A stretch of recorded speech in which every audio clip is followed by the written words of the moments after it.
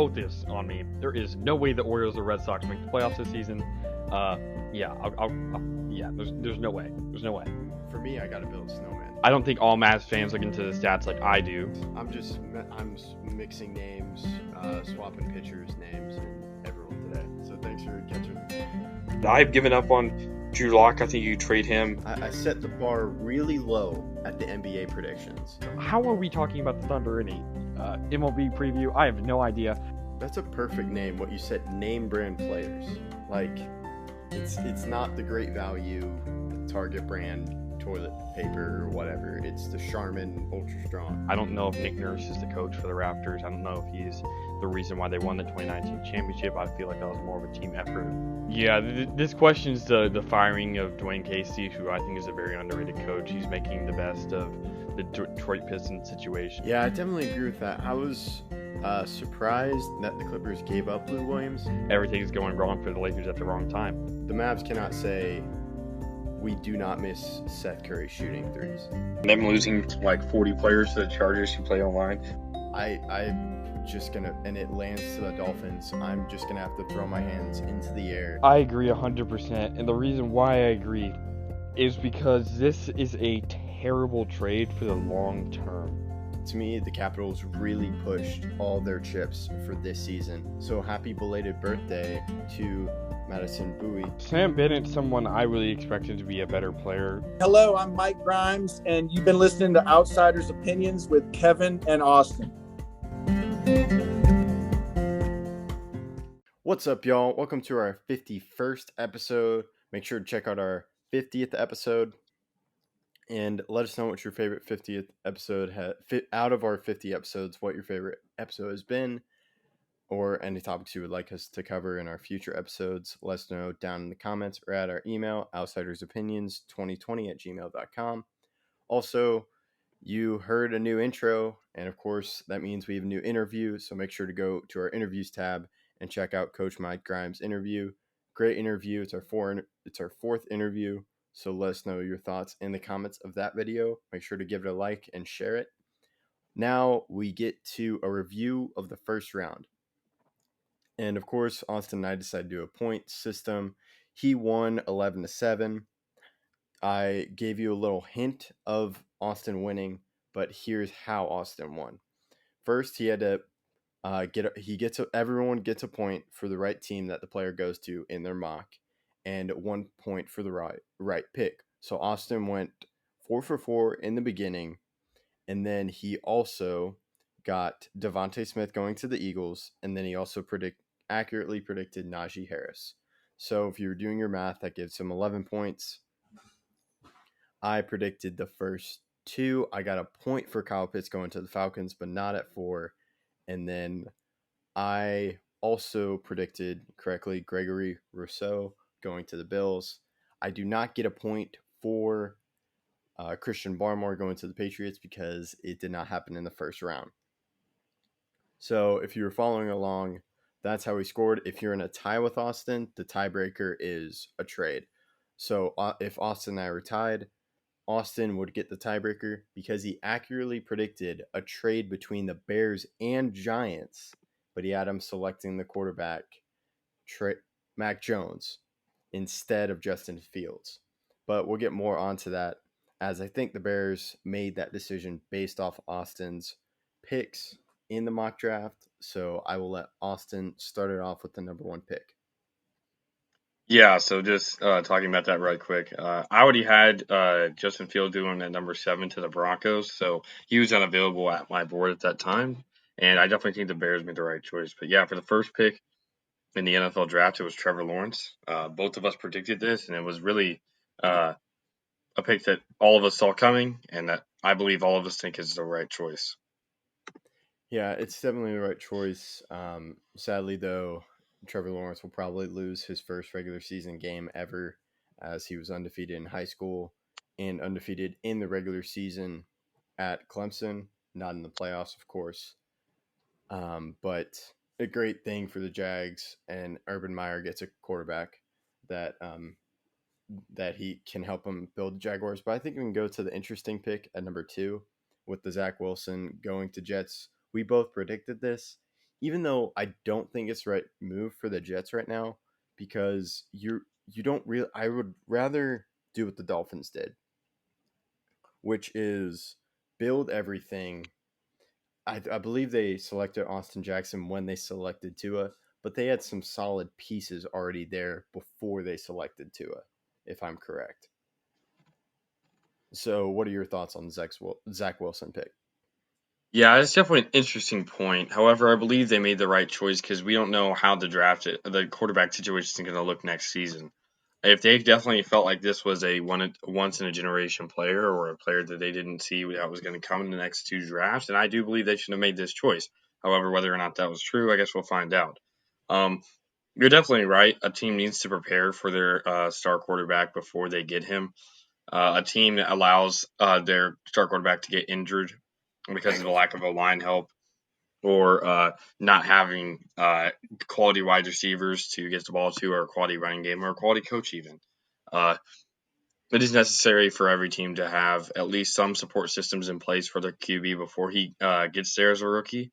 And I don't know if the Jets accurately did that, but we'll just find out what Robert Saleh and this Jets organization does uh, in the coming years with their new star quarterback. Yeah, they will get to what moves they made on later in the first round. That kind of give me some hope. Number 3, we have Trey Lance going to the Niners. This is where the craziness kind of starts. I had Mac Jones, you had Trey Lance. I felt I'm I feel if you're choosing between Trey Lance and Mac Jones, I think Trey Lance has a better ceiling than Mac Jones, but I also feel Trey Lance has a bigger bust than Mac Jones. Mac Jones is, I guess, high floor guy, but there are many things going into this. Is can Jimmy Garoppolo stay healthy? Because I think Trey Lance has to have a year of just learning the system for him to really reach that ceiling. What are your thoughts on this? Yeah, I'd probably say that the highest floor is Trevor Lawrence, but the second highest floor I would say is Mac Jones out of all the quarterbacks that are present. And I think that's just an effect of not having to be a running QB. He's a pocket passer with some abilities to run. Uh, but Trey Lance, I definitely agree, has a higher ceiling. I think he may have the highest ceiling out of any of them if he can just develop into the player that some people project him to be. Trevor Lawrence is obviously up there and he has a ton of talent, but Trey Lance with his running ability, and if he can learn from a great offensive coach in Kyle Shanahan, uh, and had the protection of a good old line for the majority of his career, and with all the weapons he has, Brandon Ayuk and everybody over there in the 49ers system, it'll definitely be a great place for him to perform. But I think we can move on to the fourth pick, where this is the last pick in a row I predicted correctly, and I believe this was the best pass catcher in the draft. Kyle Pitts goes to the Falcons. What do you think about him? Yeah, it was a good move. I had him going to the Falcons as well, but just lower because I thought that the Broncos were going to select Justin Fields. Also, a disclaimer: we did our mock draft before the Broncos traded for Teddy Bridgewater, so make sure taking into that thought, we probably would have changed, even though I probably would have stayed with Justin Fields going to the Broncos, as I thought Teddy Bridgewater could be a bridge QB for Justin Fields. But it's a deadly offense, and it definitely shows that the Falcons are in a win now mode. But it's going to be, if Julio can stay healthy, then it will be a great receiving core, as you mentioned. Kyle Pitts is the best receiving player. He's kind of on the borderline of tight end and wide receiver. But I think we can move on to the 5th pick, where Bengals, you messed up here. That's my opinion. I understand you need a wide receiver, but you could, if you want to go a guy that played with Joe Burrow, why not go Terrence Marshall? Because wouldn't he part of that team, Austin? Or Yeah, okay, so maybe go there. Go Panay Sewell. Like, come on, Austin and I've been saying this ever since Joe Burrow got injured. Okay, you're going to get a high pick. You know what this means, Bengals. Take Penei Sewell. Do not let what happened to Andrew Luck happen to Joe Burrow. In selecting wide receiver, their wide receiving core could be great. You got T. Higgins and Jamar Chase. I believe they still have Tyler Boyd. Did I get his name right? That's his name. Yeah, okay. I think he's still on the team. Yeah, I'm pretty sure. So, and you have Joe Mixon. Yeah, he They is. did lose. Okay. So, great wide receiving core, but how is Joe Burrow going to get the ball to them if his butt is already on the ground when he finally decides who to throw to? What are your thoughts, Austin? Yeah. Here's the thing. For everybody listening, don't make the same mistake the Bengals just did in any facet of your life. If you really need something to protect yourself in any scenario, please take it. Don't get the luxuries of life just for no reason when you're desperately needing something. To put this in perspective, there have been great wide receivers, even recently speaking, that have been taken in the second round. Chase Claypool last year was a revolutionary player for the Steelers offense and really was a catalyst for them starting their season 11 or 12-0. It's impressive that the Bengals thought that Jamar Chase is so good that he's worth potentially putting your QB at harm to make the pick. He would have to be the next Randy Moss, Hall of Fame caliber wide receiver, perennial All Pro, for this pick to be reasonable. And Panay would have to have major injuries and stuff for this to be the right choice in my mind. I just cannot imagine why you'd put your QB in this situation. I understand that you want to make your QB happy, but your QB being happy isn't the end all be all. We'll get to this in a minute, but I think the Packers made the right choice for every round. I don't think they made a bad pick. And whether or not that makes Aaron Rodgers mad because we didn't take a wide receiver until the third round, I do not care. We needed a cornerback. We took a cornerback. We needed a center because we lost him to the Chargers. We took a center in the second round. We needed wide receiver help then in the third round, and we took the wide receiver. Like I don't understand why he just wants more weapons, and I don't understand why you're going to be selfish enough to put yourself in harm's way. And I know we're spending a long time on this one pick, but I just cannot imagine the difference Panay would have made for this team next season compared to what Jamar Chase will do, because you can't pass the ball if you can't get the ball off. Yeah, and I know it's the first round mock draft, and we're just reviewing the first round, but you could argue Bengals took a tackle in the second round from Clemson. Yes. Okay, you got a tackle, but Penei Sewell was incredibly, and you left him there. So that's my point. Like, yes, you did get a tackle, but there's a difference. I'm just gonna pull this one out. Bakhtiari, that's the left tackle from the Packers. Yeah. Great, phenomenal. He's the tackle. Then you have Terrence Steele or Brandon Knight on the Cowboys. I'm just going, their tackles. There's a wide difference. I'm not saying there's going to be as wide difference between Carmen, the tackle they selected from Clemson, and Penei Sewell, but there still is going to be a difference, and Penei Sewell projected to be the better guy. But I think we did spend a lot on this, unless you have any more further thoughts on that. I'm just going to say one more thing. Bakhtiari is kind of the best example to bring up because he was a fourth-round pick, and that just shows how great drafting the team, the Packers did. But here's the thing. It's much more rare to have an outstanding tackle. How many tackles are game changers like Bakhtiari, Ronnie Stanley? Some of these guys are just game changers. When your quarterback can stop being like Patrick Mahomes was in the Super Bowl, where he's just running around, good QBs can become great. Average QBs can become good. It allows your QB to be confident not only in himself, but in his time. You don't want him always to be worried because then he'll force passes. He will maybe go down to run when he shouldn't be. It just isn't, in our opinion, the best move for a young quarterback, for the organization that has a young quarterback to decide that, hey, we need to go with your best friend. Because, like you said, Terrence Marshall was right there, and he was a wide receiver on that team in 2019 that won a national championship. And I guess Joe Burrow was just picking favorites. Yeah, I'll just change back to Ari. I'll make it all Cowboys. Tyron Smith, ninth pick. Great, and Brandon Knight. There's a level of difference. Cowboys fans know this, but now we're gonna spend this pick because I kind of briefed to it. I'm a little shocked the Dolphins didn't pick Penei Sewell at Jalen Waddle, but people who are gonna go, this is a good pick for the Dolphins. The difference between the Dolphins and the Bengals right now is the Dolphins already addressed their line, but when they got to it, they got Austin Jackson, as we mentioned.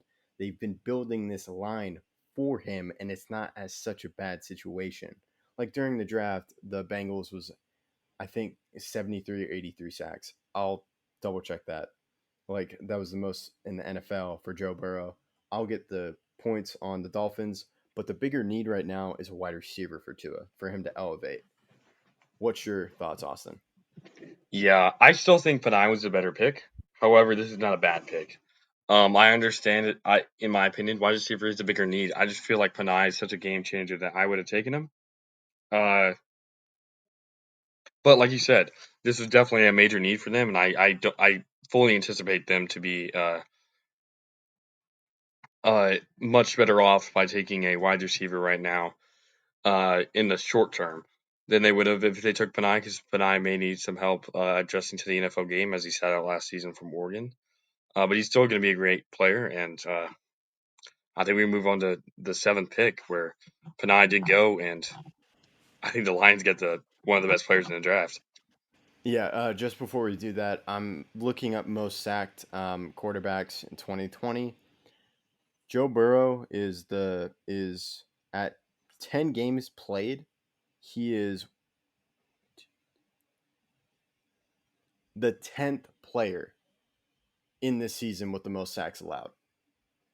Just showing how many games he played. Whereas Tua, I do not see Tua on this list. So that just goes to show. But I would have had Penei Sewell, and then moving to the Lions pick. Yeah, best value pick here. Campbell, the head coach, he talks about biting kneecaps off. He really went with Penei Sewell, and to talk about Jared Goff. Jared Goff had a great offensive line when he was with the Rams. So if you want to have the Jared Goff that you had earlier when he went to the Super Bowl and during that season when he was just on fire, you need to build a line, and that's what the Lions are doing. I love this pick. Any more thoughts, Austin? Well, if you want Jared Goff to be comfortable, like I said, a great O-line can make a good quarterback great. Look at Nick Foles. Last year with the Bears, I believe he was better than Mitch Trubisky, but because of his running ability, he just wasn't there. And with a great O-line, he won a Super Bowl. So I believe he was a good QB and still is, just not great. And Jared Goff, I still believe is a good QB. He's made it to a Super Bowl in his own right with a good O-line. And I mean, the Lions could be dangerous next year if they can just make sure that they get their defense set and can get some receivers to assist Jared Goff on the offensive side. Yeah, and now we can move to number 8. Panthers make an interesting pick. They go J.C. Horn. I did not see them going the defensive route, but it's still a good pick. Horn it's between Surtain or Horn. I preferred Surtain, but Horn is a big guy, I believe. So they may want him to when they face Mike Evans and Julio Jones. So Matt Rule again adding to his defense, which is a thing he's going to harp on as up to, I think, the second round. It was his first ever offensive player drafted. I'm not sure if they went defense in the second round. I'm pretty sure they went offense, but I'll double check that here. What's your thoughts? Yeah, so I like this pick because of the reasons you just mentioned. Julio Jones, Mike Evans, Michael Thomas, all these guys are in the same division. And you're going to need a big corner to guard those guys. And while he is probably the slowest or one of the slowest corners in the draft, he is very fundamentally sound. And as long as he can stay in front of the receiver, he should have no problems guarding these guys. He's going to struggle against faster, smaller receivers, but Richard Sherman's not supposed to guard Tyreek Hill anyway. You're supposed to go on to Sammy Watkins, the bigger receivers, and I definitely believe that J.C. Hornet would be one of the best players out of this draft to guard bigger receivers like the guys in his division. And we were talking about this guy earlier. In the second round, the Panthers selected Terrence Marshall, um, the wide receiver from LSU. So that was the first ever offensive pick, just to show that Matt Rule is really harping on defense. But we can move on to where the Broncos. It was a good pick. Good idea picking up Teddy Bridgewater for a 6th-round pick, because that means they got a situation where Patrick Surtain fell to them, and they really wanted to elevate their secondary, because I believe they lost AJ Boye, and they did get Fuller. It's Kyle Fuller, not Kendall Fuller, like I mentioned last episode. Kyle Fuller from the Bears. You get Surtain. You get a really strong secondary, and hopefully you get Von Miller back, which should make their defense scary, which would not put as much pressure on Teddy Bridgewater or Drew Lock. Maybe there's a competition, but it's probably going to be Teddy Bridgewater. What are your thoughts? Yeah, so I definitely like this move. They needed more help on the defensive side, and they've always been known for their defense, and that's what won them a Super Bowl in 2015. And so they're trying to go with that route again. They already got Teddy Bridgewater, and I feel like they're going to give him his chance to be the starter in Denver. So as long as their defense can hold up against a team like the Chiefs, or the Raiders, or the Chargers, teams in the division, I feel like they could sneak in as a 7 seed in the playoffs. Yeah, excellent point. So now we can move on to the next pick, where we have number 10, where the Cowboys traded with the division rival with the Eagles, and they select Devontae Smith. So I feel good trade from the Cowboys, because they got a 3rd-round pick, and I feel Devontae Smith would have been at number 12, but the Eagles wanted to trade up and give Jalen Hurts, if that's going to be the quarterback of the future, a wide receiver to throw to. What are your thoughts? Yeah, so I definitely like this because, like we mentioned, Jalen Hurts has played with Devontae Smith, and Devontae Smith, I feel like, is a very silky smooth runner, and he can definitely run routes better than any receiver in this draft by far, and I don't really think it's close because he doesn't have the speed or the weight or the height, but he can run routes so well that it can change the game. And while I do think the Eagles uh, needed also to address their O line, I feel it was more pertinent to give Jalen Hurts, a young QB, a target for the future. Yeah, I think they were riddled with injuries last year, so O line was not as of a pressing need. But Devontae Smith, I feel wide receivers less is more of a need, as they don't have many skilled players. Alshon Jeffrey, I think, has been struggling with injuries, so a good pick by them. Now at number 11, we of course we mentioned earlier, Bears traded with Giants, which you predicted, but they select Justin Fields because you had Justin Fields off the board and you had Mac Jones. I really like this pick from the Bears. I feel they listened to our episodes, their scouts did, and realized, wow, let's check the tape again on Justin Fields. And wow, he's a really good QB. Not only does Justin Fields have the potential to be great, I think he's also mobile, and I think he's a better thrower than Mitch. So I could maybe see him becoming the starter, even though I think he should be given some time to think and learn the system. What are your thoughts? Yeah, I think this is one of the 3 picks in this draft. I didn't mention it before, but Panay Sewell, taken at 7, is one of the best value picks in the entire draft. Another one here, Justin Fields at 11, one of the best value picks in the draft. We'll get to one more later on that I also feel is one of the best value picks in this draft, where this team had an amazing draft, but we'll get to that soon. Justin Fields should not play this season. Like we mentioned before, you need to make sure that your team is set for the player when they come in as a rookie QB.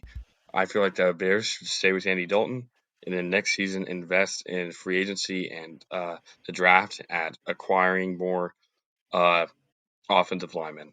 If they can address that, and then with Allen Robinson, David Montgomery, and the rest of this team, I feel like they could really be contenders for a Super Bowl with their defense, Alvin Robinson, uh, David Montgomery, and a electric Justin Fields that learned behind I would say a decent QB in NFL history, a guy who's made it to multiple Pro Bowls and has also made it to the playoffs a number of times. And so if he can just sit behind Andy Dalton for a year, learn the system, learn how to be an NFL QB, I feel like uh, the season after this one that's coming up, they could be really dangerous. Also, can't forget about the speedy slot receiver Anthony Miller. He's a good wide Yeah, receiver. definitely. You mentioned I'm afraid it's not going to happen because of things that are outside Justin Fields' control, and that is Matt Nagy and Ryan Pace. These guys, I think we mentioned they were on the hot seat. I think, but they were able to pull it off last year, and they were able to get one more year. So I think if things are not going right with Andy Dalton, they're going to throw in Justin Fields to save their own jobs, which is a sad thing to see because I think Justin Fields, if he got time to learn from Andy Dalton, who is a good QB, he's really good. He did well with the Cowboys last year, but I feel Ryan Pace and Matt Nagy are just going to throw him in, and his development's going to suffer because some people want to save their jobs. Any thoughts on that idea? Yeah, I just hope that the majority of the team, including the players and coaches and the organization as a whole, and even the fans, realize that this is not the time to throw a QB into the hot seat. We know how much injuries can affect somebody's career, and this is not the time to get your star QB injured just because you don't have help. But I feel like we can move on to the 12th pick, where Micah Parsons is taken by the Cowboys when he was traded, where the pick was traded from the Eagles to the Cowboys. What do you think about this pick? I really like this pick. I like Micah Parsons as a great linebacker, and that's something it used to be seen as a strength 2 years ago when Jalen Smith and Leighton Van Der Esch were really playing well. But the Cowboys have yet to pick up Leighton Van Der Esch's fifth-year option, and that is due Monday, May 3rd. So they're really pushing it. And then you also have Jalen Smith. So it's good to invest in Parsons, and you get another Penn State linebacker. And we saw how great Sean Lee was for the Cowboys. What are your thoughts? Yeah, it's an interesting pick. I definitely think that Micah Parsons were probably taken too soon, but for the standards that the Cowboys need to set their defense to, I think it's important for them to take him here. Uh, especially after Sean Lee's retirement, it's they had to beef up the linebacker core, and um, they decided that Micah Parsons was the best choice for that. And yeah, so if they felt like he was the best linebacker on the board, I definitely agree with this pick. Yeah, and with you didn't have a corner, so you go to linebacker, improve defense there. Now at number 13, Chargers actually have been doing quite the opposite from the Bengals. They really have invested in that O line a lot. They got uh, char- uh, the Packers center Corey Linsley. They also have Brian Beluga from the year before, and then you get Rashawn Slater, who is the second best tackle, and he falls to them. This is another great pick for the Chargers as you get to surround Herbert, and Brandon Staley is doing a good job. He does have a good defensive line with Bosa, but he's investing on the offensive line, which is a good thing to see. Yeah, this is a great pick because they, like you said, they need to protect Justin Herbert, and young QBs love their tackles. They have a great relationship with the entirety of their O line, and so it's important for teams to realize, like the Chargers did, that taking in an O lineman is definitely the best move when you have a young QB and you need help there. I think we can move on to the next pick where the Jets are making some moves that they didn't do for Sam Darnold. This is trading up for Elijah Vera Tucker, the guard from USC, and they trade up with the Jets. I'm not sure why they traded up, but I understand you get a lineman to help Zach Wilson, and that's really a good thing. What are your thoughts? Yeah, this is the third pick I was talking about that I think is one of the best value picks here, and it's because they did what the Bengals didn't. They decided we are going to take an O lineman, and we're going to take one in the first round. This is really how you should run an organization. And I don't know if it's Adam Gase's absence now or what, but it's one of the best moves in the draft. They had a much better draft than the Bengals because of this. They not only took their QB for the future, but they said that we need a star lineman. And I know Elijah Vera Tucker is a guard. However, it's still just important. Um, they need to beef up their line until they addressed it immediately, and I think the trade worked out. And for them to take I think the best guard in the draft, uh, it definitely is going to help Zach Wilson adjust to the NFL game uh, more confidently and faster overall. Yeah, and this gives them another young lineman to pair with last year's lineman that they selected in the first round, just 2 picks earlier. And that, of course, is Mekhi Becton, the offensive tackle from Louisville. So just continuing to do that. And I think I like the addition of Robert Saleh, and I like how he's recognizing offense instead of defense. But some good moves there. Then, of course, this is the best situation for this quarterback. It's a better situation in my opinion than Trey Lance. And of course, is Mac Jones going to the Patriots?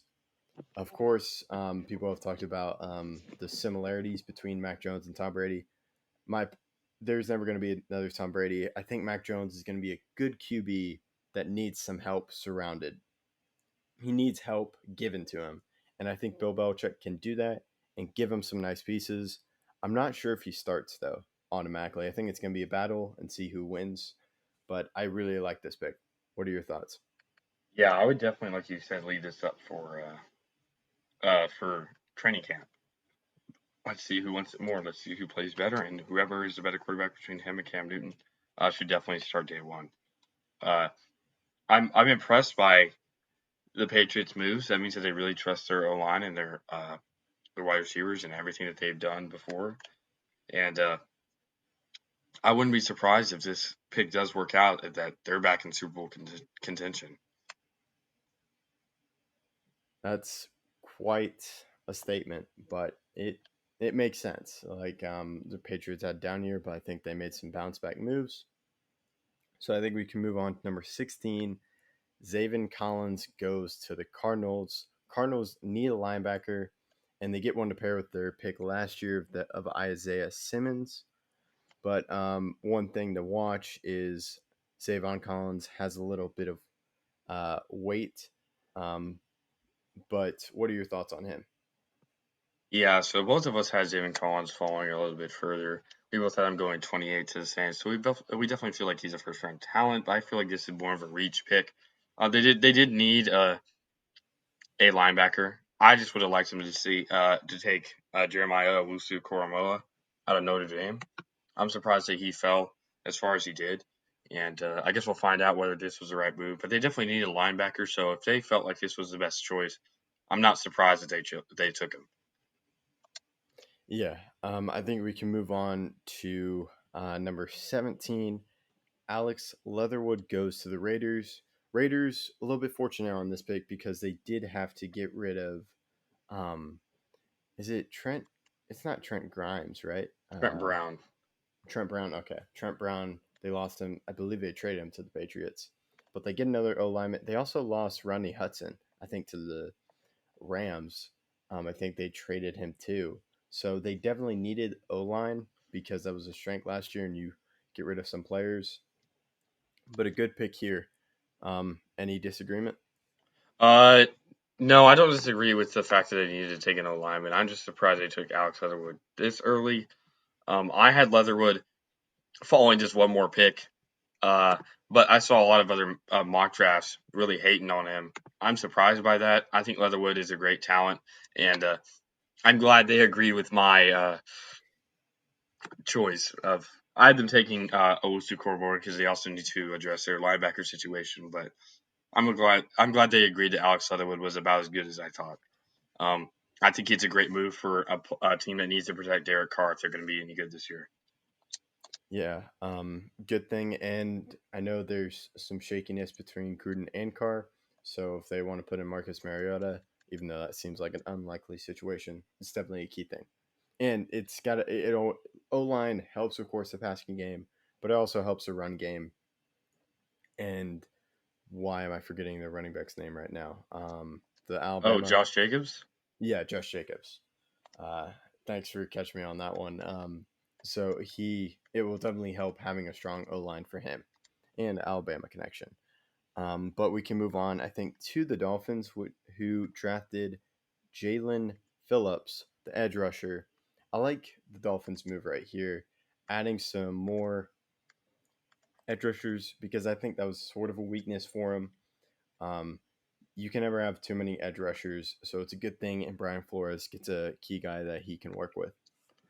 Yeah, I definitely love this move. They had to get rid of Kyle Van Noy for cap reasons, so filling his spot with a rookie who is not going to have that big of a cap hit is definitely the best move. And for a great coach and Brian Flores, a defensive coach, for him to build up this defense will also help too in the long run, as he won't have to rely on scoring a ton of points for them to win every game.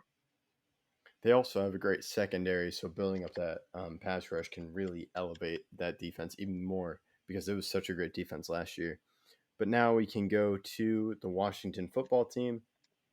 They fill need. I was surprised, as with you, Austin, Owusu Koromoa did not go in the first round.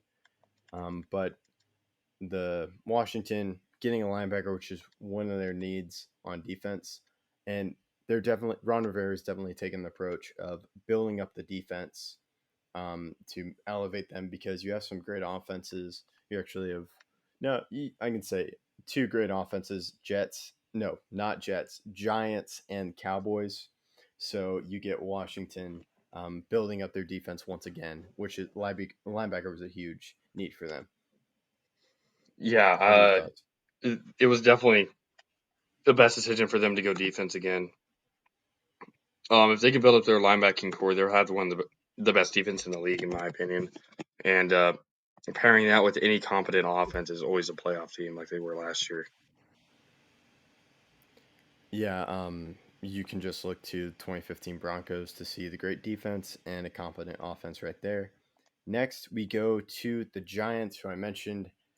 Depending on the quarterback situation, you could argue that it's not good. I think it's going to be a good offense just because of how stacked they are. I think Saquon stays healthy. And they also got Kadarius Toney, the wide receiver. So that's a really good pickup because they also got Kenny Galladay. You have Slayton. You still have Shepard. Evan Ingram is a little bit of question mark there, but really elevating that passing game and to help Daniel Jones. So this is a key year for Daniel Jones. So they definitely need to surround him with weapons, and they're doing that right now. Any agreements or disagreements? Oh yeah, I 100% agree. They're going to need help on the opposite side of the ball if they want to keep Daniel Jones and Saquon Barkley healthy. While I do think they need to address the line again, taking a wide receiver will definitely assist in their offense's abilities. And with great defenses in the league, or I guess defense in the league with the Washington football team, uh, to attack that defense in any way possible is definitely going to help them. And I really like Kadarius Toney for Florida. I definitely feel like he was a first rounder that should have gone around the 20th pick anyway. Now we go to 21. The Colts get Kwity Paye, I think arguably one of the best rushers in this class. I really like this move from the Colts. You get defense, and they already had a good defense, but just getting pressure, teams taking notice of what took down the Chiefs.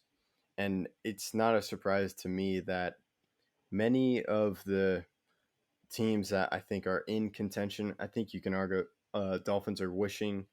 You can argue that Dolphins want to contend, so that's why they went edge rusher. Colts definitely want to contend, so they're going edge because they saw what edge rushers, how great the rushing presence from the Buccaneers, what that did to the Chiefs offense. So I like this pick loading up. I'm surprised though they didn't go lineman here. What are your thoughts? Yeah, that's definitely a questionable thought. However, they did need edge help anyway, so this choice isn't the worst. Um, like we know, it wasn't only the Bucks game against the Chiefs, it was also the Chiefs game against the Bills. If we remember that game, Josh Allen was running around a whole lot during the game, and it really impacted how Josh Allen performed. So, but that also shows the importance of a lone line, and with their right tackle retiring, I definitely think they should have addressed that here rather than later. Yeah, I think it was actually the left tackle, Costanzo, that, or was it the right tackle? I can check. You can go on the next pick. Okay. The next pick is Caleb Fairley. The Titans definitely need a corner as they let go a lot of their corners. Interesting pick though because Farley does have some injury history, so a good pick here. But depending on the health, this could affect how the pick looks a few years after. What are your thoughts? Any update, Austin? You're right. It was a left tackle. However, yeah, they didn't address it during any part in the draft, which I find very surprising that they didn't address their Interesting. tackle discrepancy during the draft, especially after one of the best tackles in the league retires. But yeah, Caleb Farley, injury prone player. I would not have taken him in the first round because of those injury concerns, but he definitely has a high upside, and I understand why the Titans took him here, especially as they're losing some of their corners, like Logan Ryan left for the Giants after last season or after the season before that. So Yeah, I also believe they cut Adoree Jackson, who's a young player, to see. Um, he's actually, I'm trying. Yeah, he's with the New York Giants, so he did leave the Titans. But we can move on to the next pick, and that, of course, is an O lineman getting drafted as Christian Darrisaw going to the Vikings. Good pick by the Vikings as they want to help keep Kirk Cousins upright, and they kind of want to. They're kind of trying to make that playoff push. yeah, you're Any definitely gonna thoughts? need uh O line help, especially with not immobile QBs because I wouldn't call him immobile, but he's definitely not a mobile QB. So them drafting a O lineman here definitely is going to help them in the long run keep him not only upright, but for him if he needs to move out of the pocket, he definitely can, and that'll give him time to do so. Now we go to the next pick, Najee Harris, which Austin predicted to the Steelers. I selected a running back, Travis Etienne, to the Steelers, but it's a good pick by the Steelers. I feel Najee Harris covers is like the perfect image when you, well, not the perfect image. Of course, that's the bus. Um, but he's a good image of what the Steelers want to get back to because last year we talked about how, actually, last season, we talked about how the Steelers really strayed away from that running game, and they set the tone here, getting a guy who can be the all down back. And I think there are some pretty good running backs from Alabama. We mentioned Josh Jacobs. There's, of course, that big guy, Derrick Henry. So I'm not it's just a good pick, and that can extend the life of Roethlisberger. What are your thoughts? Yeah, you just mentioned two Alabama running backs, and I mean that's really how it's going to stay. It seems like they are RBU, and I definitely love this pick. Like I said, like you said, I had them taking him anyway, and so I definitely feel like he was the best running back in the draft, and definitely should have been the first running back off the board, like he was. And the Steelers did, like you said, need a running back, and like also like you said, the Steelers are known for running, and so for them to avoid running the ball so much, it didn't feel Steelers esque, and so they went with the running back here who will help them change that problem from last season. And now we go to the 25th pick. Travis Etienne reunites with Trevor Lawrence, number one overall pick. A little questionable because you have that really good running back, James Robinson. But I like the pairing. I guess Urban Meyer just wants to have a lot of weapons, but I think you could have gone something. Maybe you trade back. Someone wants it and get more picks because you definitely need to fill in some more holes. Any thoughts? Uh, I wouldn't have even traded back. I probably would have taken the lineman here. You need to beef up that O line for a young QB and Trevor Lawrence, and I understand, I guess, why they did it. I would have, in mine, I had Terrence Marshall Jr. going here. Uh, I feel like because of their wide receiver situation, they also could have drafted another wide receiver, even though they have some good. They're losing some. Keelan Cole left. Some of their other wide receivers left, and they're definitely going to need some help there if DJ Chark or anybody else significant gets injured, like Laviska Shenault.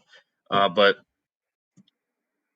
I guess they took him for the same reason why Jamar Chase was taken, because they were good friends and they've done some great things in college. But this isn't college. That's why I said during the mock draft that the mock draft episode, that this isn't college anymore, and so they're gonna have to prove that they're good in the NFL now. Yeah, wide receiver is definitely a good thing to watch. And now we go to 26, the Browns. Overall, I like what the Browns did in the draft, but we'll get to that in the future. I really like this pick, Greg Newsome, cornerback. You of course have Denzel Ward, good corner, great corner for the Browns, but you really need to help fix that up. And there are some great wide receiver duos. Now with the Bengals, you don't really have to worry about the Bengals because you can just hit Joe Burrow, so you won't be able to find him. You got Jamar Chase, T. Higgins. You got now Rashad Bateman, Sammy Watkins, Hollywood Brown, then Juju, Claypool. So adding in corner is a good thing. Adding to the secondary, which is the most important need, especially on the defensive side. What are your thoughts? Yeah, so definitely I love this move, and especially something that I mentioned during the mock draft was, remember I mentioned Denzel Ward and the effect that his absence had on the team as a whole. When he was gone, they were just not the same team, and they could not guard everybody the same. And so, taking a cornerback that will hopefully be CB2 to Denzel Ward will definitely help the system, especially in a division that has a lot of quality wide receivers. Now we go to the next pick, where Ravens. I mentioned this. Rashad Bateman, wide receiver. I like what the Ravens are doing. You have a great run game, but you struggle um, coming from behind, and you really need to elevate Lamar Jackson. Maybe a personal issue, but also surround him with weapons. I like this pick. What are your thoughts? Yeah, I love this pick. They needed to address the wide receiver issues and their lack of the ability to get wide receivers open, and that's because of the quality of the wide receivers they have. But I definitely believe that they are going to have to make sure that Lamar Jackson stays happy, because nowadays QBs can just say they want to leave whenever something bad happens, I guess. But yeah, Rashad Bateman, I do think was the best pick here. Receiver out of Minnesota that I definitely think is probably the fifth best wide receiver in the draft, and that's why he was taken there too. I'm interested in this next pick. The Saints draft an edge, Peyton Turner, but you got Owusu Koromoa, linebacker. They didn't go there. What are your thoughts on this? Yeah, definitely a questionable move in my eyes, and I feel like they made the wrong choice. Koromo, I feel like, is a very quality player, and for him not to be taken here is really something must be wrong that we as people not in the NFL or not in NFL circles do not see. Um, and he's going to have to prove all these people wrong. I do feel like they made the right selection by position, but Koromo was waiting right there. I mean, we both had them taking Zaven Collins on linebacker, and they definitely needed that. But for Koromo not to fall here, it's a surprising thing nonetheless. Yeah, you can never have too many edge rushers, but I think there was more pressing need at linebacker, and having Koromo there presented a great answer to their need. But now we go to the Packers. I'm fine with this pick. Y'all get a corner, which is a thing you need because you still have Kevin King, and of course, as I want to mention again, Kevin King is the guy. Well, you can blame the defensive coordinator, but Kevin King could not cover the wide receiver that, of course, scored the touchdown right before the half, which played a key part in the Bucks beating the Packers in the NFC Championship, preventing them from going to a Super Bowl. What are your thoughts, Austin? Yeah, this was the best pick. And another thing, that guy outran Kevin King, so now we get the fastest corner in the draft. So I really like this pick. I feel like they made the right pick. Eric Stokes is a very fast corner. And we already have a top three corner in the league in Jair Alexander, and pairing him with a really fast corner should definitely assist in their ability to guard anybody in their division and anybody in the league. I definitely feel like this is the right choice, and I hope Aaron Rodgers realizes that this was. That's a good catch on the speed. And of course, I think it was Miller. Ryan Miller? Is Yeah. that the guy? Okay, sweet. I'll definitely bring him up as much as I can. Now we go to DE Bills, which is the one I predicted. Gregory Rousseau, Bills. Definitely one of those contenders. They're definitely pushing for taking down the Chiefs, and they're building up that D line, which is a great pick. Which I like it. You have the offense. You secondary is a little bit needs some help, but you can always add some pass rush, and that will always help. What are your thoughts? Just a little thing. It wasn't Ryan Miller. We both got it wrong. It's Scotty Miller. Ryan Miller is a goaltender for the Anaheim Ducks, who's the winningest goaltender in U.S. history. So it's not like he's a bad player, and he's definitely something we should all know. But it was Scotty Miller. And I can't believe that passed by me, but that's just because I heard that Ryan Miller is about to retire at the end of the season. Rip to his career, but because he's a great influential player, and we'll definitely talk about him during the off-season episodes we do on the NHL. But to continue with the pick you just talked about, yeah, I think Gregory Rousseau was a right decision. I had them taking a corner because I felt like that was a more pressing need right now, but definitely their defense is going to be something that they definitely need to address in the future if they want to contend with teams like the Chiefs or any of the great offensive teams in the NFC or AFC. And then we go again, edge rusher for the Ravens. They did lose Yannick Ngakoue, so they replace him with Odefe Owa. Good thing for the Ravens as they're trying to contend, even though I think they have more ground to cover if they want to reach the Chiefs level and the Bills level. But a good pick here, edge rusher. Any thoughts? Yeah, I definitely feel like this helps take off some of the burden that Calais Campbell was going through as the main pass rusher, as Ngakwe wasn't really playing as well as many hoped. Also, I feel like it's important to realize that the effect that edge rushers have, and like we mentioned that many times during this draft, how much it matters, and I think the Ravens are now realizing that too. Another thing that can't be forgotten is the Ravens also lost Matthew Judon, one of their great rushers. So them picking up this guy also helps fill that hole that they had because of that. And they're going to need a great defense if they want to contend with great offensive teams, like I mentioned for the Bills also. Yeah, I forgot about Matthew Judon going to the Patriots, so good catch. And then, of course, the Buccaneers get richer with Joe Tyron, the edge. I like this pick. Like, you have all your 22 starters, as you mentioned in the mock draft episode, but adding another edge rusher is crazy. Like, they might lose Jason Pierre-Paul next year, but getting another young guy would be great if he turns out well. It would just you see the Chiefs beefing up their O line, and then you have the Buccaneers beefing up their defensive line, and that's gonna be. I'll wait till closer to the season, but those are my two teams right now. What are your opinions? Yeah, so I definitely love this pick, just like you do. And I don't feel like he's a player who will play much this season, but I don't even feel like they're going to have to re-sign Jason Pierre-Paul if this guy does, if Joe Tryon does turn out to be a player that is capable of filling that role. And I definitely believe him sitting behind two great uh, edge rushers in Shaq Barrett and Jason Pierre-Paul and all their D-line help. Um, it's just like he says, the rich are getting richer. They're definitely right now my favorite to win the NFL Super Bowl this year. So we'll have to see. Like you said, when we get closer to the season, we'll make our actual predictions. But right now, they're definitely looking like favorites, and I think they did a great job with this pick. So that concludes our mock draft review, or our first round review, and referencing our mock draft. Make sure to go check that out if you did not see it. Also, Austin talked about our NHL episode. We were talking about Ryan Miller. We thought it was Scotty Miller, but Ryan Miller, great goalie. Actually, not great, magnificent goalie. Make sure to go check out our NHL Division Power Rankings, and and next episode we will be doing NBA Power Rankings. Be on the lookout for more from Outsiders Opinions. Thank you for listening.